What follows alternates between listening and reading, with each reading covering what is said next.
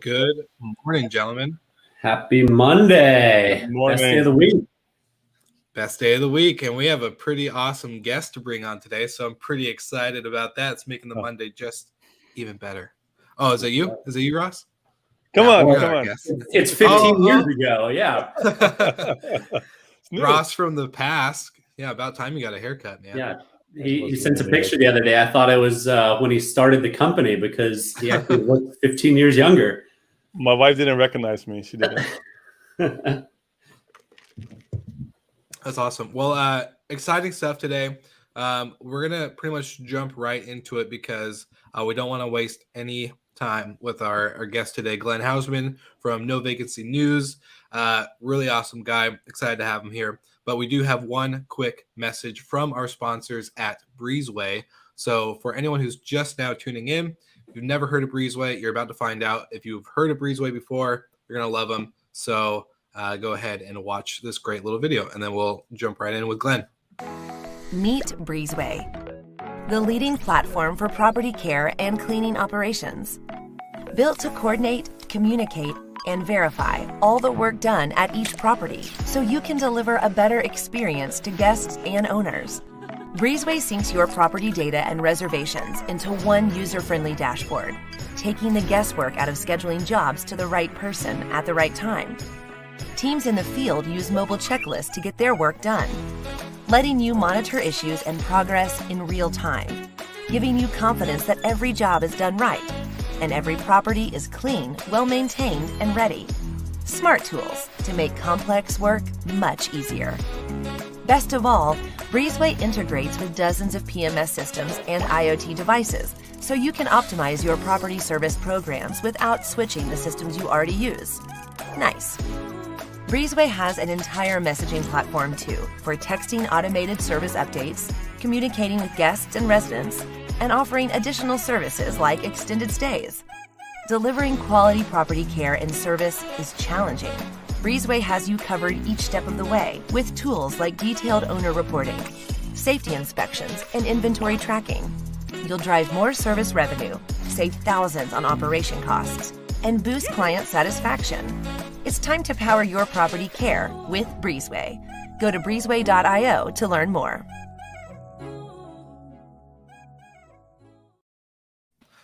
I'll make sure to let them know it's breezeway.io/GMH. But it's a great to hear from our sponsors at Breezeway. We love those guys. They're amazing. So really awesome to have them on the show.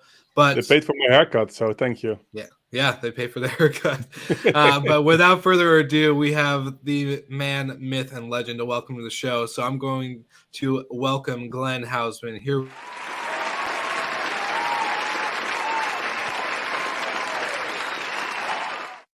Hey guys, thanks so much for having me. I appreciate it. And I want you to know, Ross, I heard you were getting a haircut, so I got one too.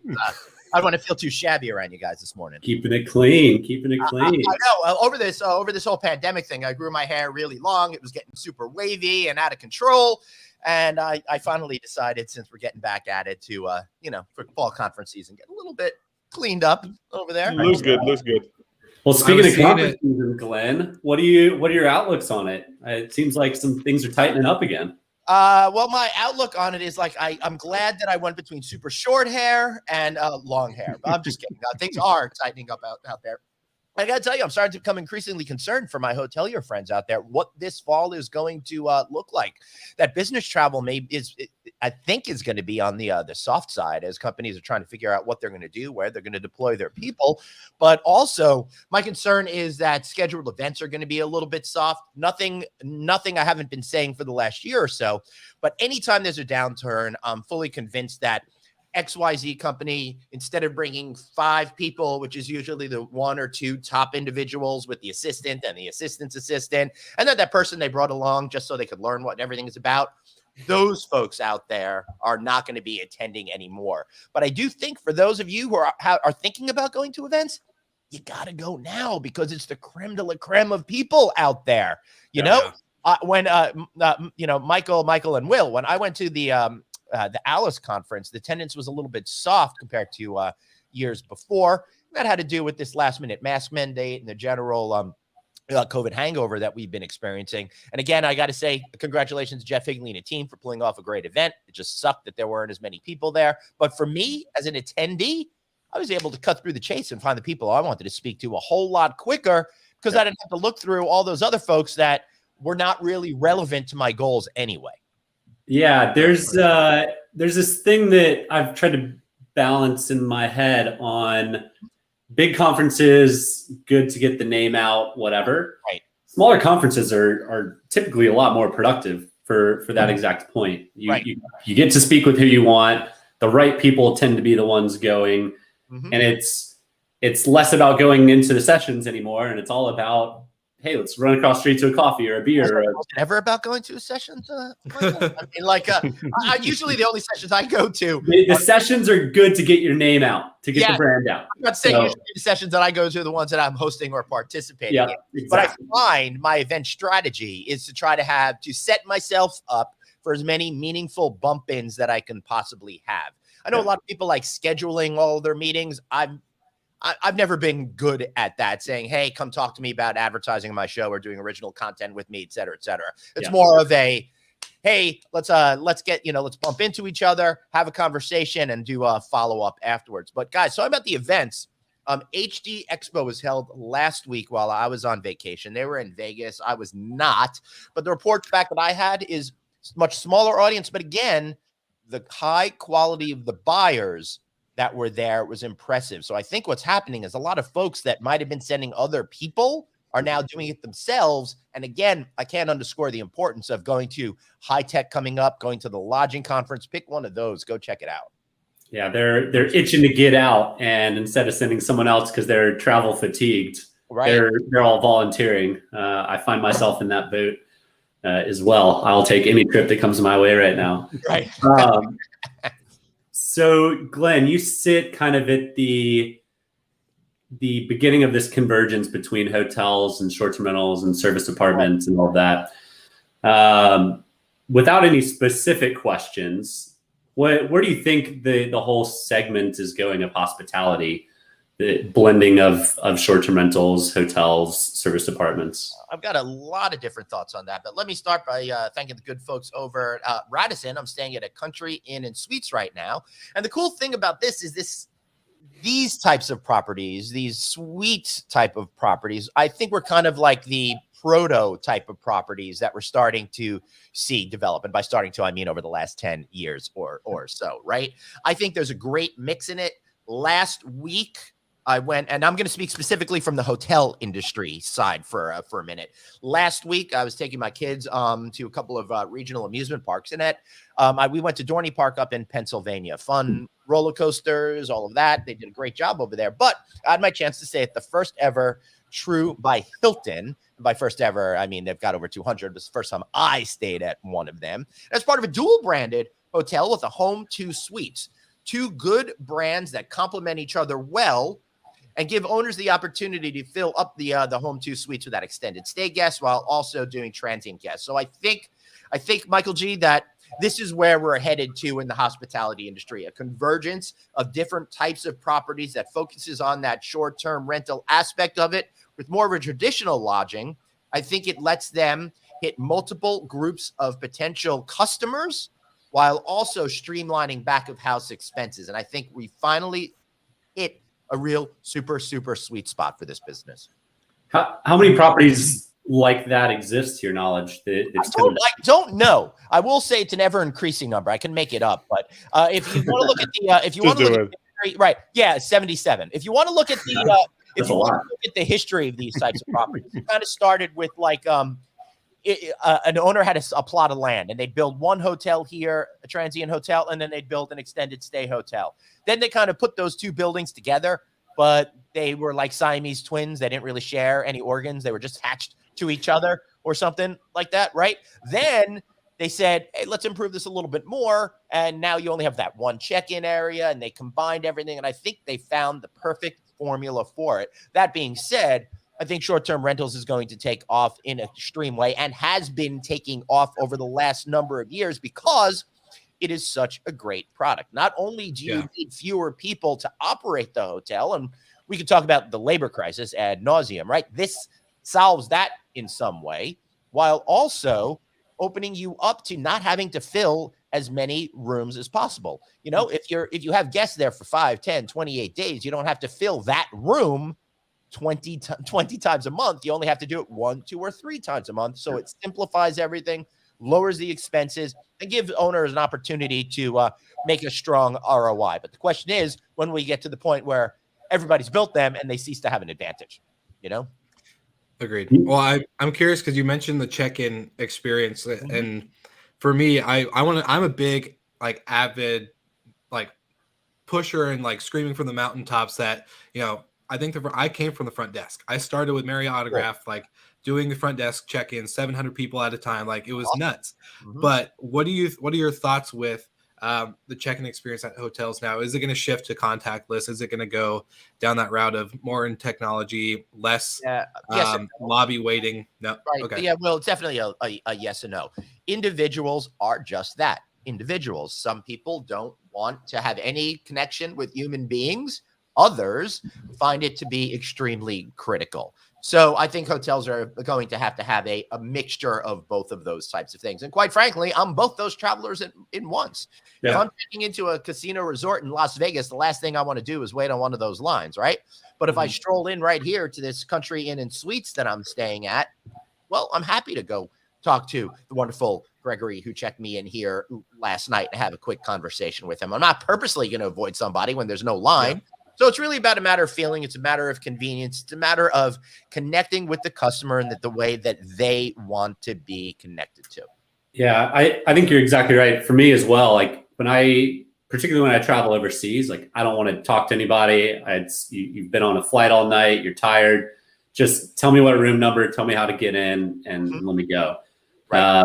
But if I'm traveling to a city I haven't been to before, and it's, you know, I'm a big fan of boutique hotels, and the GMs at boutique hotels know the right spots to go. We've talked about a few of these brands on the show before, but I was in Ireland a couple of weeks ago. There's a brand out there called the Dean, and it's fantastic. Like great restaurant, great cocktail bar. Right. GM sent me in the right directions on other food outside of the property. Awesome. And then Lifehouse has a really solid upcoming kind of boutique brand and design and feel. Speaking of House, I had these awesome subs in Atlantic City from White House Subs. So if you guys are ever in Atlantic City, go check that out. You will not be White House Subs. Okay. Yes. Right. While we're on Lifehouse, the brand, love your thoughts on the Kayak Hotel. Kayak becoming branding, and I think that we're going to see more of that, right? Airbnb is trying to do the same thing. All of these things are trying to be the same thing. I mean, hotels for a long time have been distribution systems, right? So why not go the other way? It's all about branding and finding new ways to connect with customers. And some of these brands, I mean, they've done such a great job at getting their name into the psyche of the potential traveler that it really doesn't surprise me that they would make that move. However, if you really think about it, unless they're going to be doing franchises over the last 25 years, all the hotel companies have worked their butts off to try to be asset light, get rid of all of that expensive real estate that makes the business much more complex to operate. So we'll see. There'll be some experimenting with it. Whether or not it's going to be successful, I guess, depends on a lot of different factors, including how clever those operators are going to be. Well, it's interesting because we have some shareholders right behind Bidroom. Bidroom is a booking platform, and one of the shareholders owns quite a lot of hotels. I thought, why not? And he's building some brands. He's like, why not have our own brand? Have some Bidroom hotels. That's something you should never do. So I'm just actually, he's pretty successful. He's really successful. Let's call it this. He's a billionaire, and he's doing a lot of businesses, building cities, building hotels. Yep. So he should, So I'm just curious if it really is a good move. If Airbnb or Kayak really goes into this branding part and just kind of, because it keeps a bit this independency way that you are just a booking platform, right? You're just controlling, you're going to push different inventory. So I think the relationship between the independent or the other hotels, I think it will be kind of ruined. Also, a lot of times when companies go off course and outside their core disciplines, that is a roadmap for speed bumps and potential failure. Not saying that these won't be successful, but it's a lot more challenging and difficult when you're going into a totally different universe than what you're accustomed to. 100%. Yeah, for sure. And you got to have the right people on the team internally that have done it, know what they're doing, versus figure it out as you go. Because a big brand like Kayak, it has too much weight in it to consistently mess up. Right. But is it not that a Kayak, for example, have to do some innovation there, because of course the whole their revenue comes from lead generation, etc. And lead generation is like nearly dead, right? They're just the OTA squeezing. Is like, I don't want to pay much lead fees or PPC or whatever anymore. So they have to look at different revenue streams. You see the same with TripAdvisor. Just go with the Plus program. Kayak goes into branded hotels. So it's just not for them looking at still how can we monetize our audience differently than we did before. Right. Yeah. Yeah. I mean, I can see why they're doing it, but again, whether or not they could pull it off in any meaningful way is going to take many, many years to see. Yeah. Glenn, we've seen a lot of hotel brands dip their toes in short-term rentals. Hyatt invested in a few early days. Wyndham had a massive portfolio through a big roll-up strategy and ultimately sold off to Vacasa. Accor's bought up a couple companies. Marriott's doing really, really well with their Homes and Villas product. Mm-hmm. Do you think a lot more of the hotel brands or flags are gonna jump in behind it, or do you think they're gonna try and stay in their lane and do what they do? Nobody stays in lanes when they smell good old money. There's no way there's no way they're gonna do that. Just take a look at what happened with soft branding when Choice came out with that. 2008 or 9. Forgive me, guys, if I don't get that exactly right, but they were actually the first ones to do it with their Ascend collection. How long did it take before everybody else jumped in it, and how long did it take before people forgot that Choice did it and thought Marriott was the first ones in that business, right? I didn't know it was Choice. Yeah, wow. That's what I'm saying. Yeah. So everybody is going to jump in it because that is the way the hospitality industry in general, and you look at it design, they all love to go in a completely different direction. But then they all go in the same different direction, and everything winds up being exactly the same again. So I expect more of that in the future. Yeah, What do you in think fact, about Choice did jump in short-term rentals for a couple years, and then couldn't navigate it, couldn't figure it out. So, to my knowledge, it doesn't exist anymore. It might in some shell of a form. I think it does, but I don't think it's meaningful. I'm not exactly sure, because I will tell you, while I love them over there, I have not heard any of their people hitting me up with any talking points in regards to that. So I'm actually just gonna Google them really quick and see if I can pull it up and find out. But my hotel internet is not working as quick as I'd like. At least I'm connected to you guys over here. Yeah, I was gonna say we can see your face. I know, right? All right, so it's not coming up on here, so they may very well have jettisoned that. Interesting. One other trend, what you see is that there's this non-branded chain hotels, right? It is, I think, the guys behind hotels.com and Get a Room, this is Bob Diner, started something, this Travel Funders Network. So you just have the resource of kind of the functionalities of a chain, like this, the software, tooling, etc., but not being part of like a flagship of a brand. You think this will be more and more popular because you're keeping independency, but you have some advantages of being part of something. Well, yeah, I mean, I think the overall theme of what we're really talking about today is when mature industries start to fragment to find ever more specific groups of people, right? Let's take a look back at like magazines in the 1990s, for example. I mean, they started coming out with, you'd have your Time and Life and all of those really successful things, Newsweek, all of those that would sell millions of copies. But then you get down to, Cat Lover's Digest or something like that, or Model Railroading magazine, things that had very specific audiences and niches. And that's what's happening in the hospitality business. It continues to fragment to break it down to even smaller and smaller subsets of potential customers that have that same like-minded psychographic. Because it's really hard to find very niche properties on big OTAs, right?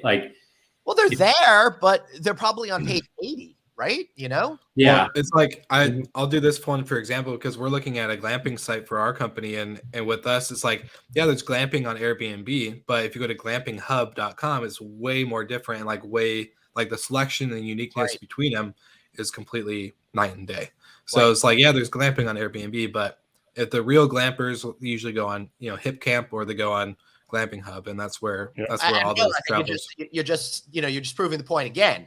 As things fragment, there are different sites to be able to connect with those particular types of products out there, and that sort of thing makes a whole lot of sense to me, because it cuts through the clutter. It gets you the answer you're looking for very quickly. Yeah, 100%. Yeah, it's probably a little bit. In the same vein, I've got a buddy looking to have a wedding at a castle in Europe, but he can't find a specific castle. They're hard to find. So there's like 45,000 castles in France alone. What is he? Well, there's a ton of them, but there's no there's no central place to go look, right? I see what you're saying. Yeah. So it sounds to me like we should put together castleweddings.com or something like that. Yeah, it does sound that way. It does. Already bought the domain while you guys were talking. Yeah, I saw it. I saw it like in Will's. I was like, I'm gonna check it. Who's gonna buy it first? No, that's exactly what happened when we were creating this show. We're like, what are we gonna call it? And I was like, oh, I already bought the domain for Good Morning Hospitality. And Golden's like, what? I'll buy it off you for double the price you paid. What'd you do with that $12? Yeah, I went to McDonald's, got a nice burger. Oh my God! I had a little food issue last night, and I wound up getting McDonald's last night. And I had one of their chicken sandwiches. Guys, give up. Popeye's chicken sandwiches rules. Chick-fil-A, Glenn. You're talking to a Southerner. Chick-fil-A is the only way to go. I don't believe in their politics, so I don't eat it. I don't eat a Chick-fil-A. But I will tell you. But their chicken sandwich. It's not that great. Before, years ago, I had Chick-fil-A at the LA airport a couple of times, right? Before I started to disagree with their philosophies and stuff like that.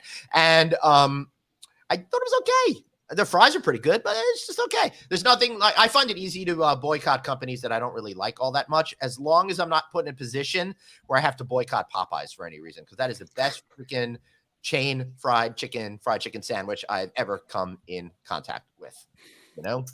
Fair, yeah. You got to draw a line somewhere. Yes, yeah. That's where I draw. I don't have any morals. I just got taste buds. Yeah, there we go. Big difference. There's a big difference. Everybody, pay attention. That's awesome. Well, I know. So we try to do rapid fire questions. We have a new segment that we've been doing. Whose brand is it anyways? We got all this stuff coming up. But now that we're talking about Chick-fil-A versus Popeyes, I'm going to do my first rapid fire question. I've been thinking about on my flight to Memphis yesterday. I was like, what am I going to ask Glenn? If I had one opportunity to ask him anything. Wait, hold on. I'm sorry to interrupt here. Did you prep? You've got to go to Gus's Fried Chicken, dude. Gus's. Oh yeah, that's what the GM told me. He said Gus's. Yeah, man, that is seriously. I'm looking at all of you people out there right now. Gus's Fried Chicken rules, dude. I mean, Popeye's is the best major chain chicken. Gus, they've only got a few of them. There's one in downtown Atlanta. They're in a few other places. You've got to go there, man. It is so freaking good. Sorry, please continue. No, perfect. Because it goes in my question. I was on the plane last night, and I was thinking, man, it'd be really nice to have a beer right now. But I was like, I wonder, is Glenn a beer man or a cocktail man? So I'm curious. What's your preferred drink of choice? That's a really great question. And we're actually at a cocktail beer nexus in my life right now. I've been doing a lot of beer drinking, but my wife at the beginning of the summer, her friend told her about this Casamigos tequila, and she brought it home and she started drinking it. And I was sticking with my beer. And then I don't know what happened. About 5-6 weeks ago, I just got on the tequila bandwagon, and I have not stopped drinking just tequila on ice with a little lime wedge in it.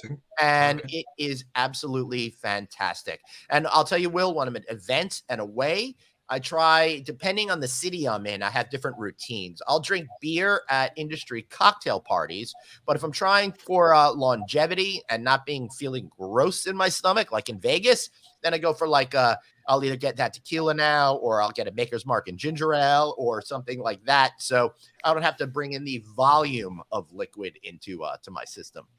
So it's calculated. Michael J, I got so many systems for so many different situations created over these last 50 years. I've built in all sorts of rules in my life that I have to abide by and respect. I love that. And I have a feeling the tequila drinking started when you were planning your Mexico trip, but something like that. Yeah. I wish I got to go to that Mexico trip, but I will make it up to the good folks over the Planet Hollywood Resort as soon as this crisis is over and go give them some love. So are you a beach or a mountain person? More mountains, which is strange because I live on Long Island. We're all about beaches, but I grew up, every time you go to the beach, you get stuck in horrible traffic. It would be way too hot. And then you'd have to lug like 40 pounds of crap from your car all the way down the beach, only to go sit on the beach, eat a sandwich when the sand gets in it. And then you get sand and all sorts of unmentionable parts on your body. And the water's too freaking cold. So I'm way too delicate for the beach on Long Island. I had nothing better than being in South Florida or Mexico or Hawaii and stepping out of your room and going into the beach there. So those are the only exceptions. Otherwise, I like mountains. I like woods. I'm going to Canada in a couple of weeks. Can't wait to be in that majesty. All right. You mentioned Hawaii. Would you rather go to Europe or Hawaii? Let's say Amsterdam. Because that's where we first met. Yeah, man. Amsterdam. I talk to my kids about this all the time. They want to go to Amsterdam so bad. It's one of my favorite cities in the entire planet. So I'm back this weekend after several years. Yeah, Michael G. It's really hard to make that choice because Hawaii is one entirely different type of experience than when you go on a European vacation, right? If I'm going on a European vacation, my whole job of that vacation is to walk, sightsee, eat. When I'm in Hawaii, it's all about just eating, sleeping, and lying around. Sitting. You know? Yeah. True. But Hawaii, you're riding the fence on a lot of these answers, Glenn. Dude, I made a whole riding the fence. I call out everybody, but nobody feels offended because I don't actually do that. But I will tell you, Michael, I love Hawaii because it is one of the most beautiful, incredible places on earth. I got married in spring of 2002. So I was planning my honeymoon in the immediate aftermath of 9/11. And I wanted to go to like somewhere really super exotic, but I was uncomfortable with the idea of flying all the way to Tahiti or, you know, the Azores or something crazy like that. So I went to Hawaii. I thought it was too cliched, but it turned out to be incredible. It is one of the most beautiful places on this entire earth. And I highly recommend people go check that out for a very different experience than Europe. I love going to Europe because you go like, wow, that's old. That's old. Here in the United States, nothing is really actually old until you go to Europe. Then you're like, oh my God, how old stuff is, you know? Yeah, 100%. As you can tell, my pale skin pretty much precludes me from going anywhere that the sun is. So Northern Europe is typically my favorite spot to go. All right, we'll go hang out in Finland together someday. There we go. Perfect. In the winter when the sun never comes up. It's perfect. Okay, so Radisson, blue, red, or green? In terms of purple. I hear they're coming out with Radisson Rainbow next, which will be yes. which will be I'm just picking out. Magenta. Pretty cool if we're talking about you know, all sorts of different niches. You know, it's interesting that there's been a de-emphasis on the creation of a lot new gay resorts and stuff like that. I guess as those folks are more mainstream America, but I think that'd be cool to have some sort of rainbow type of resort over there as well. But I think their concepts are very different. The new Radisson Red at Miami Airport is freaking amazing. Really hits it, the tonality of it really nicely. I've stayed at the Radisson Blue at the Mall of America when that first debuted. They did a great job with that. And I'm very excited about the future for Radisson right now. I love Jim Alderman. He's the CEO that's been on board since March of 2020. His first full day on the job, he had to close the office and send everybody home because of COVID. How crazy is that? But he's put together an amazing team. He's an amazing guy. Phil Yu, the chief development officer, is an absolutely incredible guy. And I've got a lot of positive feelings about where they're going to be able to take this company. I think they're still in trust building mode right now. Soon they're going to be announcing some stuff, but I think it's going to be very, very significant to the overall future of the brand. I don't know if I can say or can't say right now, so I'll just keep my mouth shut and say, keep an eye out for the good folks over at Radisson Americas. We'll bring you back on when you can announce it. Man. That way. Perfect. Well, let's jump into our newest segment. I think this will be a fun one, and it's we're playing with it, but whose brand is it anyway? Right. So it sounds like it's fun for you, not so much for me. Oh boy, it's gonna be good. So we picked it from Marriott, Hyatt, Hilton, Best Western, IHG, And what else? Well, there's a sixth one, right, Michael? Yeah, Accor. Accor, right. Accor. There we go. So it's from one of those 6 top brands, and everyone gets. Do I get to ask the audience or phone a friend or something like that? Yeah, I was gonna say we have a live chat. 50-50. No typing, Glenn. No typing. Yeah, Hands up. Hands up. Back in the day, I used to these BuyTac events at my old job before I started my company, and we do this trivia challenge, and all those mother effers, they would sit there and they would Google the answers. I'm like, come on, guys, how cheesy is that? Get some smarts or just pub trivia is dead, right? Yeah, it's ridiculous. It's ridiculous. Some All right, people. what you got? All right, here we go. Right. Tribe. Ooh, that's a good one. That's a Hyatt. Everyone gets one official guess, so I'll let you, if you want to, pull it back or confirm your answer, you can. Everyone gets a guess. So we'll do Ross. I see you Googling, Glenn. No, I'm just double checking. I already gave my answer, so okay. I'll say Hilton with the question mark. No, that's not right. That I know. Then I would go for Accor. Yeah, you're right. Damn. It's Accor. Yeah, Accor. Yeah. Yep. It's I hope Accor. Good job. I've got Heather McCrory on doing a lodging conference panel with her. She's the CEO of North America. I hope she still does Hope it. she doesn't watch this. Yes. We'll make sure you tag her when we get live. No. Oh, I will. Like, hey, mentioned in this episode was, and Glenn mentioned and failed to get it right. I'm just kidding. Yeah. You should know because Accor is joining Bidroom with some properties, right? So that's already good. So you should know that. So, Glenn, of the top 6 brand flags, how many brands do you think exist within those? Top 6. So let's say it's the 6 that we named: Hyatt, Marriott, Accor, Hilton, IHG, and Best Western. I'll say 52. Probably more like 70 though. At this point, it's more than double that. Just for those 5 or 6 companies. Well, you got 119.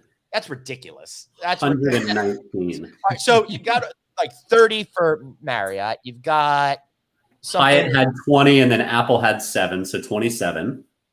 Accor has 10. Right. Hilton has 18. IHG 16, and Best Western 18. Did you count the new brand that IHG just announced 2 days ago?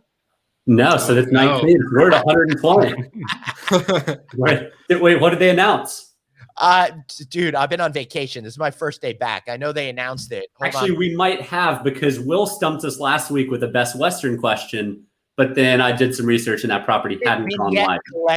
Vignette collection. Nope, that's a new one. Yep. New one. Vignette. Sounds French. Yeah, I would say it sounds very French. Oui. All right. All right, give me a brand that I know and I can stop looking so stupid. All right, well, that was the only one in there. Throw another one. That was the only one I had, but let's do. It'll take me a quick second here. All right, how about Shore Stay? Who's got that one? Shore Stay. I believe that is Hyatt. Hilton. Best Western. Best Western. Best Western. Best Western. Ah, boo. Boo. Well, at least you had that sound queued up because that was perfect timing. Well, Glenn, we want to say thank you for being on the show today. It's a pleasure to have a media monster like yourself on the show, especially for this newer. It's a newer one for us, so we're excited to have you on and to be able to give your insight and knowledge that you've been able to drop some little bombs throughout the episode. So it's been great. We appreciate it. Hey guys, thank you so much for having me. I really appreciate it. Happy to come back anytime, particularly after I'm allowed to talk about what my good friends are. There we go. All right. Promote the good news. Thanks, Glenn. All right, peace out, guys. Have a great day. Bye.